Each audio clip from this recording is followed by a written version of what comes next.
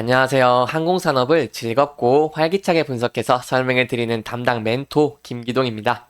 오늘 알아볼 아시아나 항공, 이 많은 분들이 항공업계도 호황이고 실적은 계속해서 좋아지고 있는데 왜 이렇게 주가가 반응을 못하는지 궁금해하시는 기업인데요. 하지만 지금부터는 아시아나 항공이라는 이 기업, 여러분들이 궁금해하시는 내용부터 해서 그 어떤 내용이든 대한민국에서 가장 깊이 있게 끝까지 지적하도록 할 테니까요. 제가 얼마나 파고드는지 직접 보시면서 진심으로 저와 함께 성장해 나갔으면 좋겠습니다.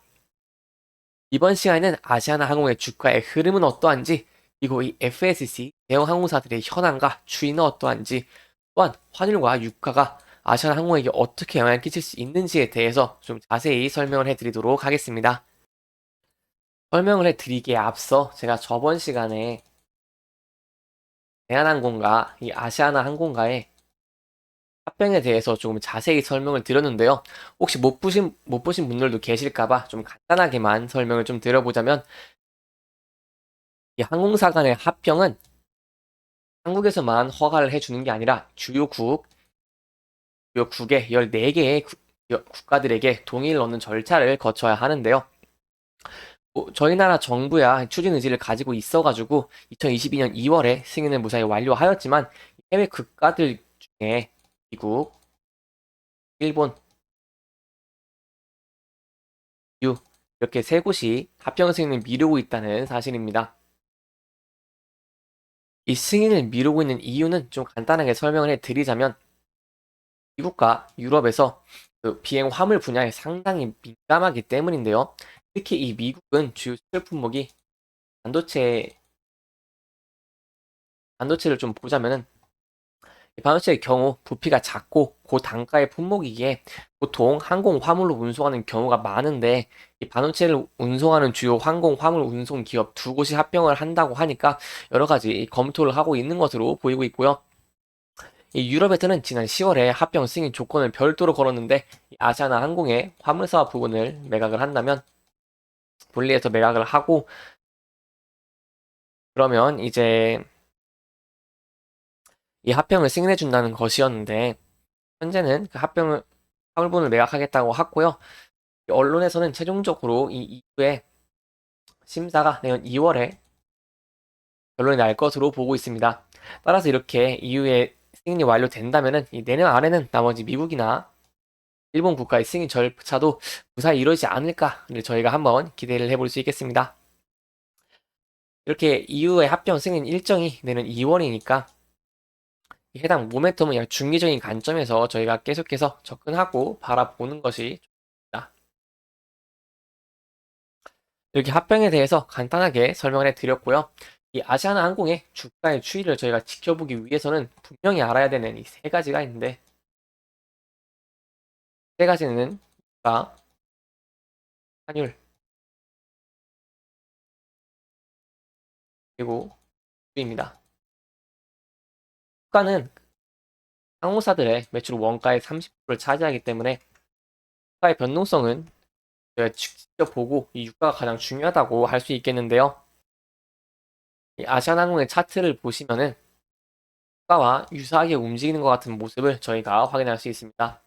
또한 환율도 중요한데, 보통 이 항공사들이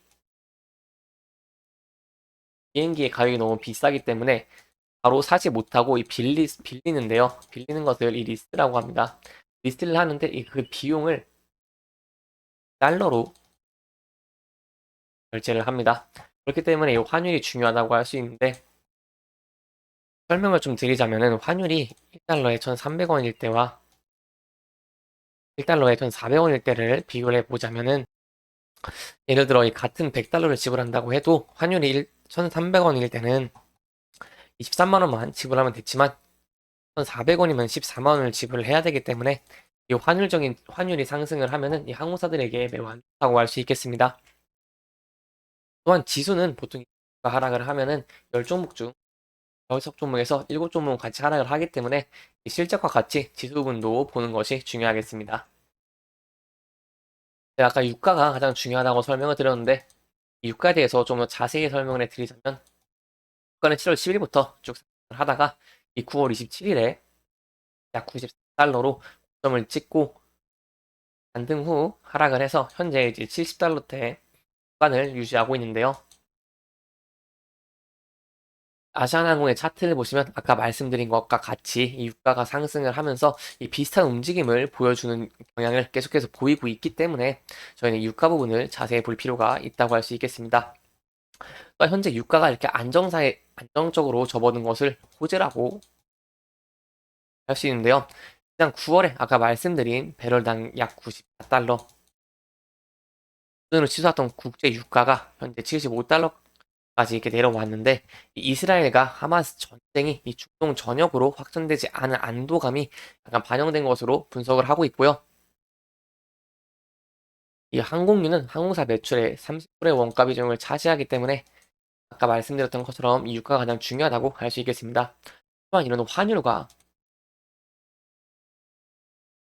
유가의 하락은 LCC, 법인 항공사들보다 대형 아시아나항공이나 대한항공 같은 이 대형 항공사에 더 긍정적으로 작용할 것으로 보고 있는데요.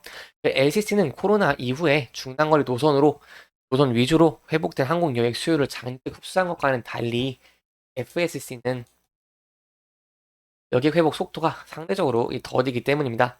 게다가 이 코로나 당시에 천정부지로 치솟은 이 항공 운임료 덕을 누렸던 화물사업 특수도 끝나서 이 여객 사업에 의존해야 되는 상황입니다. 따라서 이 항공사의 순손익 실적은 이 환율에 따라 결정되는 경우가 많고 이 유가는 유류 할증을 통해서 이 손실을 좀 소화하려고 하지만 그래도 이 유가가 낮은 것이 유리하기 때문에 현재 업황은 이 대형 항공사들이 좋다고 할 수 있겠습니다. 아시아나항공의 차트를 이어서 보시면은 유가가 계속 하락하였지만 10월 말에 변곡점을 맞고 추세가 전환하면서 이 높은 거래량과 상승으로 추세가 전환한 것을 저희가 한번 확인할 수 있고요. 현재 저희가 좀 중요하게 봐야 될 부분은 이 이동평균선인데요. 계속해서 이 61선 밑에서 주가가 형성을 되고 61선이 저항을 받고 주가가 하락하였지만 현재 이 61선 위에서 주가가 움직이고 있기 때문에 이 61선을 지지를 해준다면 계속해서 좀 안정적인 흐름을 이어갈 것으로 저희가 전망을 해볼 수 있겠습니다. 또한 약간 단기적으로 보자면은 현재 이 11선과 21선 사이에서 주가가 움직이고 있는데요. 21선을 지지를 해주고 올라간다면은 매물대를 뚫고 조금 더 상승을 할 수 있지 않을까 판단해 볼 수 있고요.